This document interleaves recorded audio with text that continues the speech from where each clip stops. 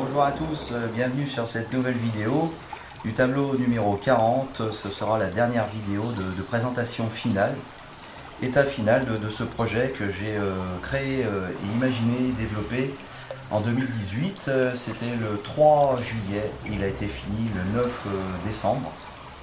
Donc 6 mois de travail. Des fois les gens me disent mais où vous tirez cette imagination ils disent vous inspirez de quoi? Et bien justement je m'inspire de rien. De rien du tout, puisqu'il faut bien créer les choses, c'est juste du travail, laisser libre son imaginaire, laisser galoper et tenter de le capturer. Donc grosse nouveauté aussi dans ce tableau.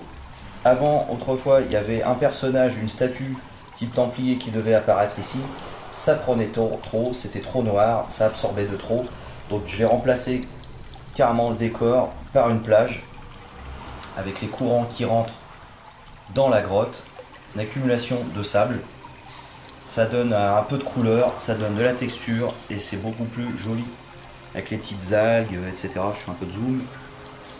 Les petites vagues, enfin il y a vraiment tout. Essayer de faire ce que je peux, essayer de donner l'illusion d'un mouvement entre la mer au loin, son horizon, le mouvement avec la rentrée des vagues, une espèce de dynamique cinématique aussi, et fait cette muraille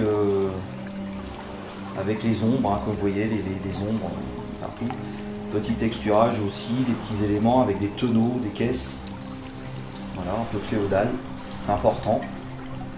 Toujours le mouvement de l'eau qui s'apaise un peu à la rentrée de la grotte, des petites gouttes d'eau qui tombent du plafond. La veilleuse ici, la lanterne qui a été toujours retouchée, le bateau qui a été repris, à de multiples reprises aussi, qui a été repris en peinture évidemment. Grande nouveauté peut-être tous les cristaux, qui était un rêve initial d'essayer d'intégrer au mieux des cristaux comme des cristaux d'améthyste bleu, violet profond. Et ben, c'était une franche réussite. Vraiment c'était un bonheur. Donc j'ai utilisé 6 produits. 3 types de paillettes, donc paillettes un peu couleur lavande, paillettes violettes, ah oui, paillettes roses aussi, paillettes bleues intenses, et 2 autres produits, des feuilles une épaisseur de quelques microns, des feuilles métalliques iridescentes qui donnent une grande profondeur à cette couleur, à l'effet cristaux. C'était difficile à poser, ça s'envolait carrément tellement c'était ultra léger, comme des feuilles d'or, hein, exactement pareil. Iridescente, alors iridescent pour ceux qui ne savent pas, c'est-à-dire que quand on regarde d'un côté, il y a une couleur, et quand on regarde de l'autre, ça change de couleur. Donc entre le bleu et le violet.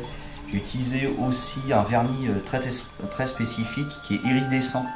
Donc quand on regarde d'un côté, peut-être que vous verrez là, plein milieu, quand on regarde d'un côté, c'est violet, et quand on regarde de l'autre, ça change de couleur vers les bleus profonds, voire même des fois disparaître. Donc toute la grotte a été tapissée comme j'ai souhaité, comme si on était dans une grande géode, une bogue géante de cristaux d'améthyste. C'était un petit peu l'idée que ça scintille de partout, que ça soit magique à ce niveau-là, entre la lumière qui rentre, qui est intense, une belle lumière, avec l'eau qui scintille, le mouvement de l'eau qui fait en fait scintiller aussi tous ces cristaux. C'est un peu l'idée d'une grotte magique dans ce sens. Donc on voit les cristaux. J'essaie de tourner la caméra sur 2 angles pour essayer de voir un petit peu. Là aussi on voit bien.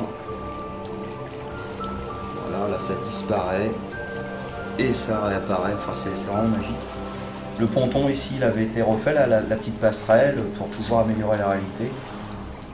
La grotte magique du dragon, pourquoi? Parce que dans cette entrée, grande entrée, ce grand portail, j'ai créé l'atmosphère avec les torches sur les côtés. Donc c'est vous qui êtes acteur de ce décor, c'est à vous de faire fonctionner votre imaginaire. Que se passe-t-il à l'intérieur de ce couloir, une grande pièce? Est-ce qu'il y a un dragon qui nous attend? Point d'interrogation. Donc ici aussi il y a un espace qui est ouvert pour l'imaginaire aussi, c'est à nous de faire notre scénario. Si on tournait la tête vers la droite, que se passe-t-il? Que verrait-on? Voilà, donc je vais voir un petit peu le tableau dans l'ensemble.